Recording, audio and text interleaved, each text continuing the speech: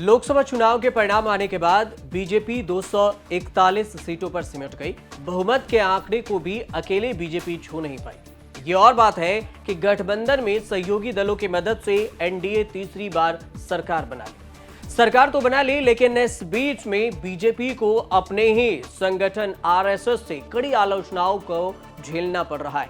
परिणाम आने और एनडीए सरकार बनने के अभी 1 महीने भी ठीक से नहीं पूरे हुए हैं कि पहले ही आरएसएस प्रमुख मोहन भागवत और आरएसएस के इंद्रेश कुमार ने बीजेपी को अहंकार के बार बहुमत के आंकड़े से दूर रहने की बात कह डाली है। उन्होंने कहा है कि अहंकार के कारण ऐसा हुआ है।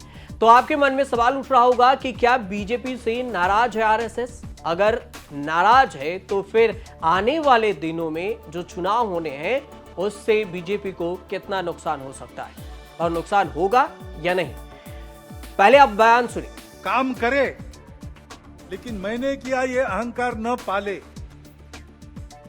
तो हम इस देश की सच्ची सेवा कर रहे ऐसा होगा।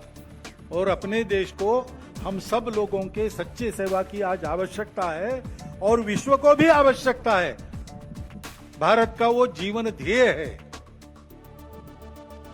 पूरे विश्व की सेवा। वो करने लायक भारत को खड़ा करना है तो समाज को इस प्रकार बनना पड़ेगा। समाज ऐसे बनेगा तो व्यवस्थाएं और व्यवस्था चलाने वाले लोग अपने आप उसके पीछे पीछे चलकर ऐसा बनेंगे। जगह जगह और समाज में कलह ये नहीं चलता।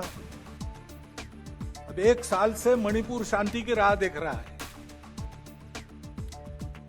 उसके पहले 10 साल शांत रहा। पुराना गन कल्चर समाप्त तो हो गया ऐसा लगा और अचानक जो कलह वहां पर उपज गया या उपजाया गया उसकी आग में अभी तक जल रहा है, त्राही त्राही कर रहा है। कौन उस पर ध्यान देगा? प्राथमिकता देके उसका विचार करना ये कर्तव्य है। अभी इस 2024 में भी राम राज्य का विधान देखिए लोकतंत्र के परम में कैसा है। जिन्होंने राम की भक्ति की पर धीरे धीरे अहंकार आ गया, उस पार्टी को सबसे बड़ी पार्टी घोषित कर दिया। और उसका और जो पूरा उसको मत मिलना चाहिए, जो शक्ति मिलनी चाहिए, वो भगवान ने अहंकार के कारण बोला। जिन्होंने राम का विरोध किया उनमें से किसी को भी शक्ति नहीं दी, सब मिलकर भी नंबर 1 नहीं बने, नंबर 2 पर खड़े कर दिए। इंद्रेश कुमार कांग्रेस के बड़े दिग्गज नेता हैं। उन्होंने कहा है कि जो राम विरोधी थे उन्हें सत्ता न मिली पर सभी मिलकर दूसरे नंबर पर खड़े हो गए। जो राम भक्त पार्टी थे वह अहंकारी हुए, इसलिए ईश्वर ने 241 सीटों पर ही उन्हें सिमटा दिया। ये बयान आरएसएस के इंद्रेश कुमार का आया है। इंद्रेश कुमार की टिप्पणी आरएसएस प्रमुख मोहन भागवत के बयान के कुछ दिन बाद आई है। मोहन भागवत ने कहा था कि एक सच्चे सेवक में अहंकार नहीं होता और वो गरिमा बनाए रखते हुए लोगों की सेवा करता है। ऐसे में अब सामने सिर्फ एक सवाल है। सवाल ये कि क्या बीजेपी से नाराज है आरएसएस?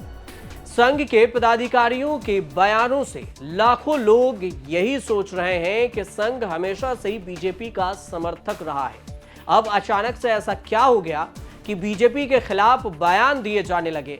दरअसल यह सब अचानक से नहीं हुआ है। संघ और बीजेपी के बीच में 6 महीने पहले से ही दूरियां बढ़नी शुरू हो गई थी।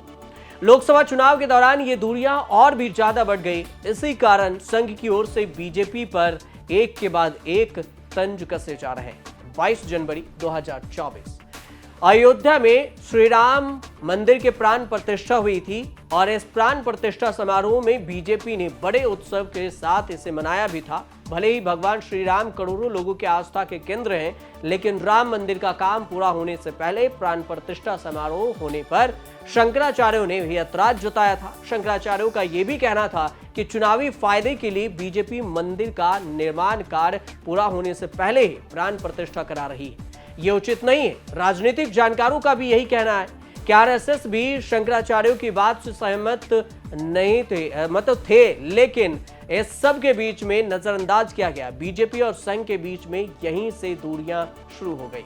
लोकसभा चुनाव के चौथे चरण की वोटिंग के बाद बीजेपी अध्यक्ष जेपी नड्डा का भी एक बयान सामने आया। उन्होंने एक इंटरव्यू में कहा कि शुरुआत में हम कम सक्षम थे तब हमें आरएसएस की जरूरत पड़ती थी, अब हम सक्षम हैं, आज बीजेपी खुद अपने आप को चलाती है। इस बयान में बीजेपी और आरएसएस के बीच में जो खींचतान चल रही थी उसकी झलक भी अब साफ हो गई है कि अब आरएसएस और बीजेपी के बीच में नाराजगी है, तभी ऐसा बयान दिया जा रहा है।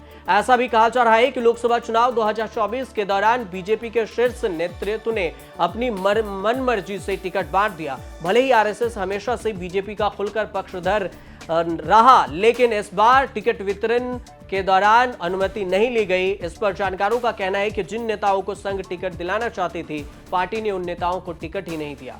संघ के पदाधिकारी बीजेपी के शीर्ष नेतृत्व की मनमानी से खुश नहीं है। अब लोकसभा में बीजेपी का 400 पार वाला सपना भी पूरा नहीं हो सका। राजस्थान में मिशन 25 का भी सपना अधूरा रह गया। उत्तर प्रदेश में मिशन 80 का भी सपना अधूरा रह गया। बिहार में मिशन 40 का भी सपना अधूरा रह गया। राजनीतिक जानकारों का मानना है कि अगर ये भी माने कि आने वाले समय में अगर यही स्थिति रही और आरएसएस और बीजेपी के संबंध नहीं सुधरते हैं तो इसके खामियाजा भुगतने पड़ सकते हैं, क्योंकि इसी साल राजस्थान में निकाय चुनाव है। बिहार, झारखंड और महाराष्ट्र के विधानसभा चुनाव भी बीजेपी के लिए चुनौतीपूर्ण साबित हो सकते हैं। बिहार में अगले साल 2025 में विधानसभा के चुनाव हैं, तो महाराष्ट्र में इसी साल सितंबर में चुनाव होने हैं विधानसभा के। देखने वाली बात यह होगी कि आने वाले वक्त में अगर बीजेपी और आरएसएस के बीच में नाराजगी दूर होती है तो वो फिर कैसे सामने आती है। फिलहाल आप देखते रहिए न्यूज़।